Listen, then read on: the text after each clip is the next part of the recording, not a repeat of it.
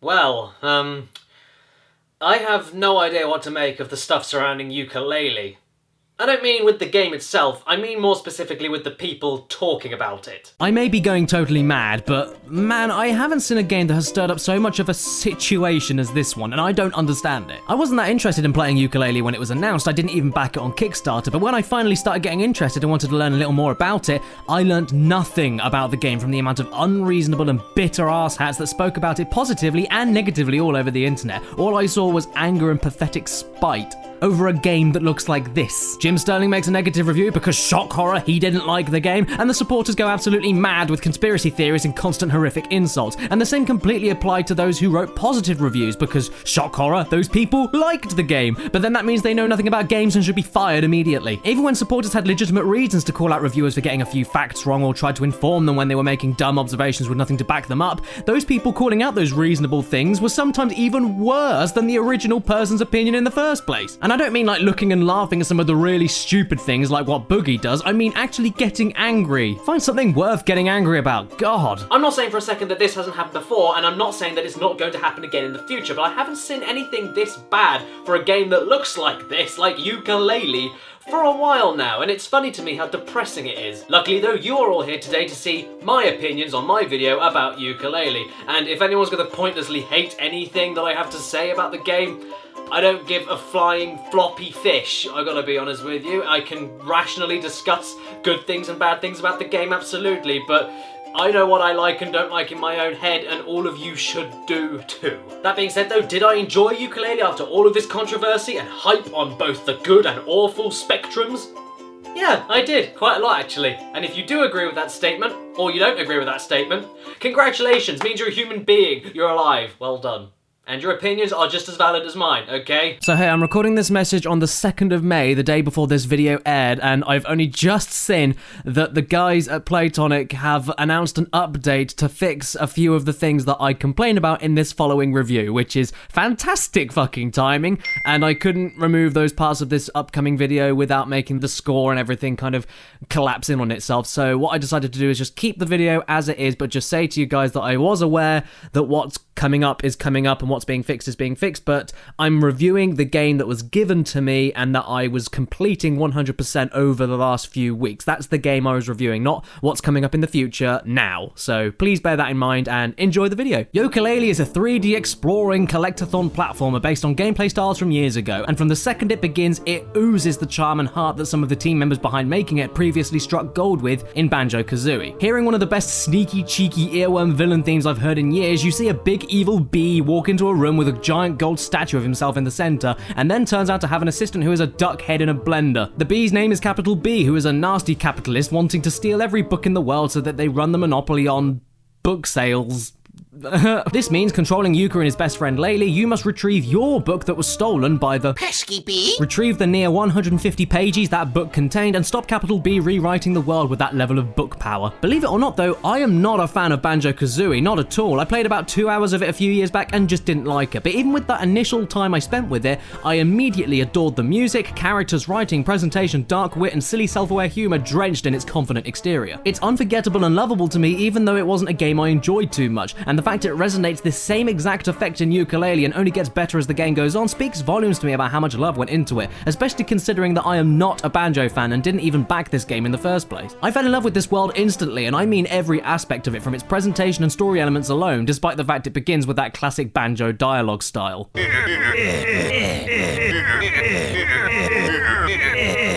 This may have been charming and funny in the 90s, and on occasion I did find it hilarious. I love Trowser's voice, for instance. It's brilliant.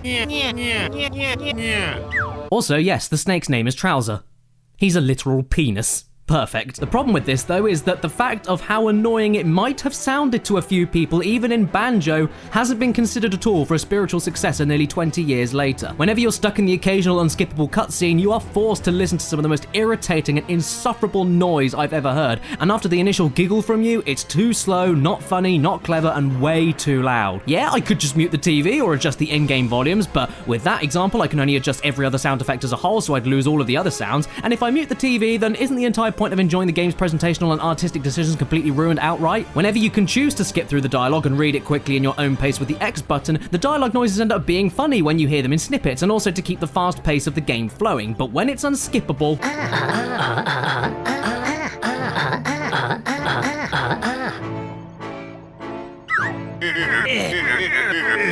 yeah, I didn't like it. And if you liked it and are ready to tell me that's entirely the point of being a Banjo successor and that I should kill myself, great. But an option to skip in some of these places would have been appreciated. It's 2017, and I'm sure that even with Banjo, there must have been a few people that didn't like these voices even in the 90s, so I can't see any excuse for that option not being there. Saying that though, the writing really was brilliant in my opinion, with tons of funny lines and enjoyable character interactions, and the character designs themselves are fantastic and extremely stand out. There were so many details I loved, the fact that every other thing in the game has eyes, the fact that walking up to characters to talk to them activates a little spotlight for them. There are way too many puns to count, and I never thought it got old aside from a couple of them. I mean, Kartos, the god of awe, was pretty terrible. The animations couldn't be any more perfect for the cartoony, stretchy style the game goes for, and it absolutely rocks with the Unity engine. The Unity engine does get the sharp end of the stick a lot of the time, but you know what? It can be used for some good things, and this is a fine-looking indie game, in some places even beautiful. And on PS4 Pro, yeah, it's a shame that 60 FPS couldn't have been reached at all, but I personally had no frame rate issues at any point at all. It played unbelievably smoothly, which made soaking in the levels of luscious detail all the more, well, nostalgic in a weird way. It's great to see a 3D game that looks like this get on the shelf next to Ghost Recon. With the other aspects of the writing, there's a lot of self-referential humor commenting on how nonsensical and weird some of the game has been created, and this game manages to pull off that style of humor very well indeed. I mean, when it's done in games like Duke Nukem Forever, you know, make Duke complain about an awful and dated Valve puzzle in a game that's built to be modern, what you then don't do is make Duke do the same thing he just complained about being awful. That's not funny, that's just the devs recognizing how lazy and awful that segment of the game is and having no shame about admitting it through Duke. Here though, whenever that humor is used, whenever it's to do with the gameplay elements, the gameplay it's mocking is still extremely fun in the first place, even if nonsensical, and whenever it's about particular mechanics that it's joking about, it fits the themes and the world that the game creates so well it actually can be funny. My favorite joke like this was when you come across a particular pagey in a cagey, like many others, but then Yooka-Laylee wonder why the pagey can't just slip through the bars and make their job a lot easier.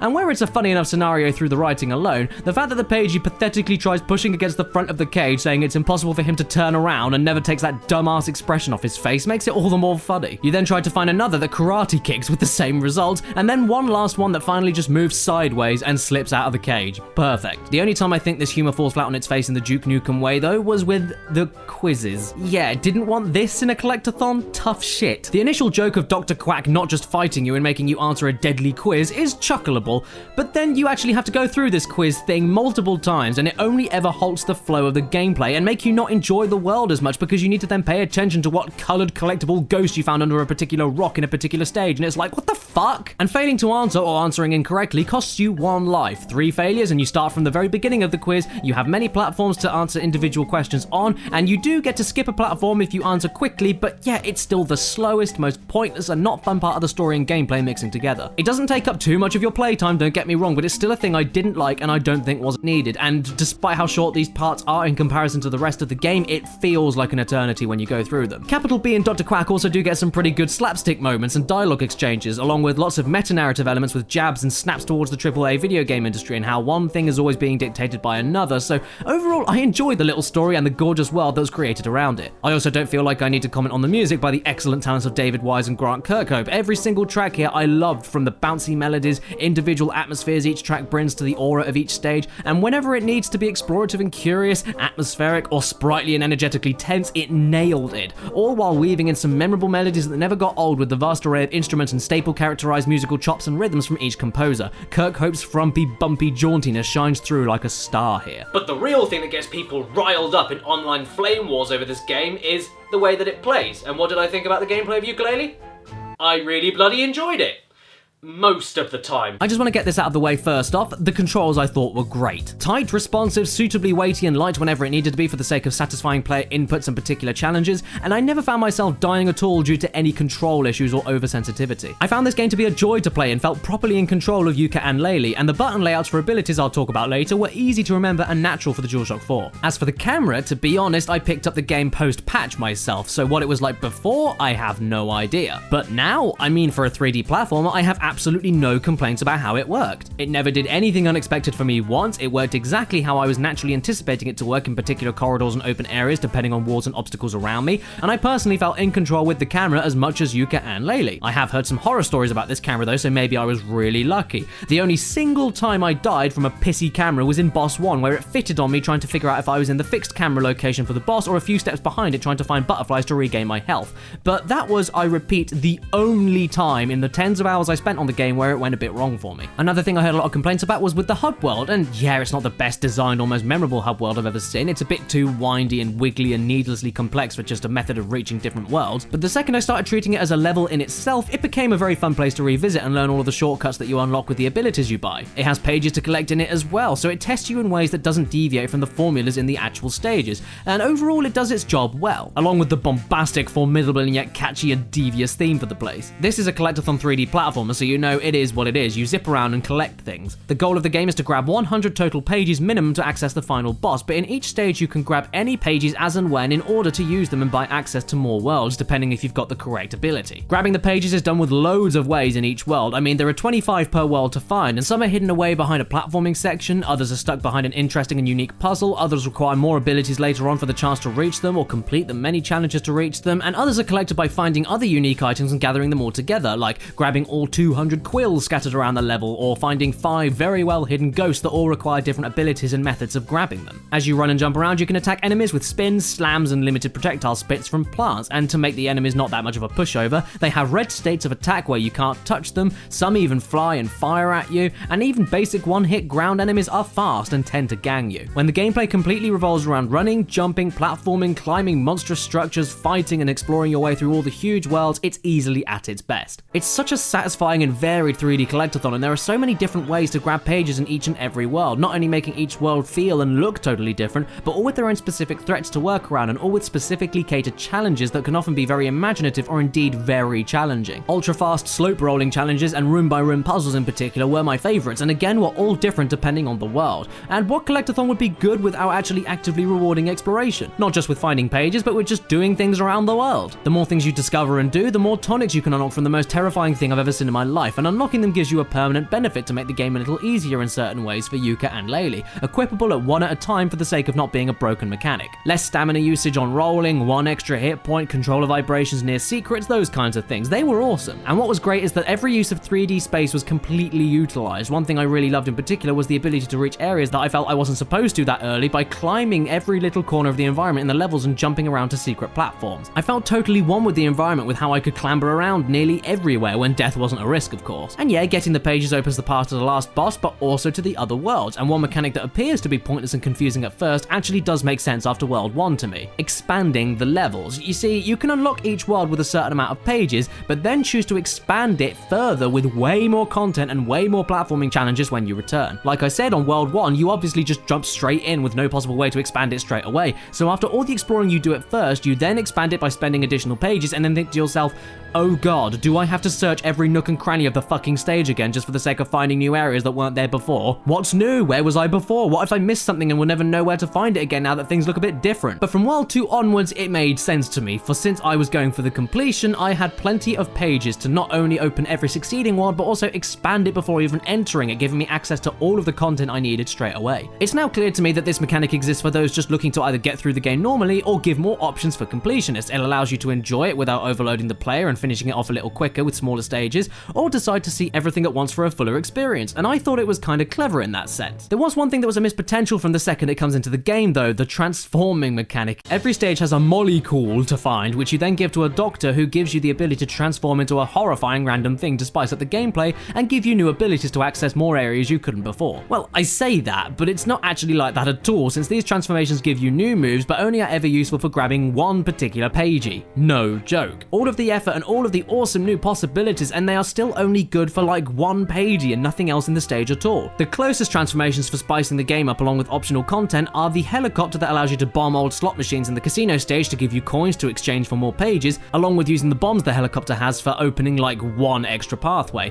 But once I figured out that you can reach all of the other areas in this stage without this flight ability, it became a pointless transformation. And the ship in the Galleon Galaxy stage allows you to bomb obstructing rocks for hidden areas and such, but again it then only has use for a few other dedicated pages separate from the rest of the the explorable parts of the stage itself, and that's it. Luckily, the personalities and conversations between constantly returning characters are what saves it, with Rextra and Trouser in particular being adorable, funny, and just plain brilliant whenever they appear. I could do without half of Rextra's arcade games, though, to grab 2 pages. Some are very fun, challenging, different enough from the main game, and satisfying to get right, and lots of the others are forgettable, badly controlling, plain frustrating, and last for way too long. Looking at you, Casino Runner. I also really loved how the permanent abilities for Yooka and Laylee worked in this game, since you had to go out of your way to learn the environment and search as much of the environment as you can for some of the 200 quills in each of the stages, and then purchase these moves off of Trouser the Snake. And if there was ever a good reward for exploring, this is it, because the power-ups and abilities in this game are really damn cool. Most of them are. As you progress through the stages, more abilities are available for sale, and where some are more situational than others, lots of them are multi-use and just plain badass, all without being entirely explicit on how each of them work in their multiple ways, leaving you to figure out how each power-up can work through experimentation. And there are some pagey challenges that you can't quite figure out how to get to or even complete, which means that you just leave it and then continue the game as normal, then solve a more obvious challenge later on in the game that requires you to use an ability in a more unique way, and once that click is made, you remember previous challenges you couldn't figure out before, and then go back to ace it once you have better knowledge on the extent of your abilities, and that feels good. For instance, I didn't realize you could lick beehives until a later part of the game, which then made me able to get up this ultra steep slope that I couldn't figure out how to get up before in the glaciers. I also naturally figured out later on that you can latch your tongue onto things in order to pull objects, making some puzzles a hell of a lot easier, along with using Sonar Blast to destroy highlighted objects, and eating even more kinds of items for a few other challenges, like eating cannonballs to be heavier for slam challenges and harsh breezes. This stuff is never directly told to you, and that's a great feeling as it trusts your judgment with some parts of the stages. Like, if you don't think a part is even doable at that point, you may be right, so come back to it later with more powers and see if you were right. Even Boss 1 gives you no clue on the most effective and easy way to beat him, since you have to roll up a slope avoiding rolling logs. And do you think I realized that you could hold still in the middle of a roll that you use to traverse the slippery slopes? Absolutely not. So I spent minutes upon minutes trying to slalom these ridiculous logs and failing miserably every single time, only to realize in a later stage that it was required that you stay still during the roll, and boy did I feel stupid. I could jump higher and everything was a million times easier to figure out. But the game didn't directly spell that out to me, so it's cool that it became a natural discovery for me. The other bosses are, well, okay. There's nothing really to say about them. Better than Mario bosses most of the time and a little bit more difficult, but not that memorable and oftentimes a bit too simplistic and dragged on with like Boss 2. I was here doing this for fucking ages. The last boss against Capital B though I thought was personally great. I've seen a lot of people complaining about it, but I liked it. It took me a few attempts with the multiple phases, but it really does test your jump timing and use of abilities under pressure without running out of stamina. And hey, I love rolling everywhere for ultra fast exploration, and my favorite ability to use when grabbing the last few items, the flying. I didn't see this coming because of the amount of freedom it gives you. If you had this early on, it'd be a game breaker, so the fact that it arrives in the last world makes it one of the coolest progression rewards I've ever used in a 3D platform, and it really does give an entire other dimension to the stages when searching for the last hidden collectibles. However, there is one aspect of this game that I found so awful, so appallingly dreadful, that I couldn't let it go, and it absolutely ruined my time whenever it appeared. Yes, it's only for the sake of one pagey in each stage, and yes, you aren't with it for too long overall, but whenever this shit-pissing, god-damning car segment appears, I regretted ever trying to go for 100%. Yes, you're right, I could have just left it alone and not gone for 100%, but no, it was developed and put into this game for me to play and enjoy if I wanted to, and I hated it. In these kart segments, you roll to the right, speed up, jump, use a cannon, and brake in order to collect gems, avoid obstacles, and reach the end with the correct amount of gems. So let's go down the list on how awful this is then. 1. You cannot control the jump height or distance at all. If you tap the jump or hold the jump, you get the same jump. 2. Yes, you can fire cannonballs, but not only can you only fire them once every 5 seconds, but because of how the track winds towards and away from the screen as well as up and down, the cannonballs often just completely miss their targets or are just a few degrees too far away or close to the screen, which is impossible to gauge when you're going sideways. 3. Speeding up is way too fast and sudden, and braking is good but only usable for a few seconds before you just speed up again without any warning at all. And 4. The camera jitters and shakes constantly as it tries to lock on with you on the track, track instead of just holding back and smoothly following you to the right. So yeah, not a single aspect of these I liked. And Boss 4 can fuck right off. Take the awful kart controls and match them alongside constant timed jumped obstacles that still after 20 tries I can't figure out how to effectively do because of your stiff jumps, and 3 phases entirely dependent on trial and error, and you have yourself a fight that desperately tries to be epic but instead ends up just being the worst part of the game bar none. I mean, I really did enjoy my time with Yooka-Laylee overall despite the setbacks, but if you want to generalize it for today's gaming space, yeah, collecting things may not be everyone's idea of innovative or impressive game design, but this is the thing. This is exactly what you get yourself into with this game, and that is a valid point to make. You want a puzzle game, you play a puzzle game. You don't get Call of Duty. That, and despite replicating games from 2 decades prior, it does still somehow manage to throw many surprises and unexpected elements into the formula, and personally, I loved exploring these worlds. Yes, properly exploring these worlds, to the point of remembering every layout and feeling a part of it from top to bottom. And I got lost in it so much, I didn't even realize I played it for over 20 hours when going for 100%. I mean, I enjoyed it enough to go for a 100% completion, so that says something. I suppose as far as completion stuff goes, it's insanely disappointing how there is absolutely no completion bonus whatsoever. Even for finding the even better hidden singular pirate treasures in each level, you get no feedback, no reward, extra level, alternate ending, nothing. And yeah, the journey was fun to get to 100%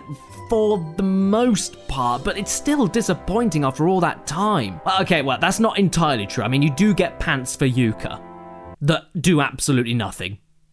That's it. One of the main things I've seen people freak out about online with the negative reception and such over Yooka-Laylee is the fact that with all of the negative press and everything, it's deliberately harming the game to get this genre of games off of the market completely and tell the game industry, we don't want this and we only want Call of Duty and blah blah blah. And I don't understand that argument personally myself. I mean, Crash Bandicoot, the remasters are coming out soon, and Ratchet & Clank on PS4 happened, and no one seemed to get that mad about that, and that was a big company. There are 2 big companies publishing those games. And let's not forget for a second that Yooka-Laylee was a Kickstarter campaign. It raised over £2 million from fans, no AAA publishers, fans only, 70,000 plus of them. The audiences for games like this are strong, loud and very supportive, and let's be real, out of the 70,000 plus backers for this game, I'm sure not every single one of them liked the final product that they backed into, but they were supportive enough for the genre that they backed the game without any gameplay or anything. Just the announcement was enough to make them slide their money across the table to anybody. But to conclude my thoughts on this game though, like I said, I can't compare it to Banjo. I can't tell you how much better or worse or too similar it is or anything like that, but I can tell you that if your gameplay tastes are similar to mine, if you've watched enough of my videos, I would recommend you give it a try at least. Rent it maybe, see what you think of it, because I enjoyed this game personally enough to platinum trophy it on PlayStation, so that's got to say something, right? So yeah, I give Yooka-Laylee a 7 out of 10. And if it's your birthday today or watching this video, happy freaking birthday to you, and please remember to stay beautiful.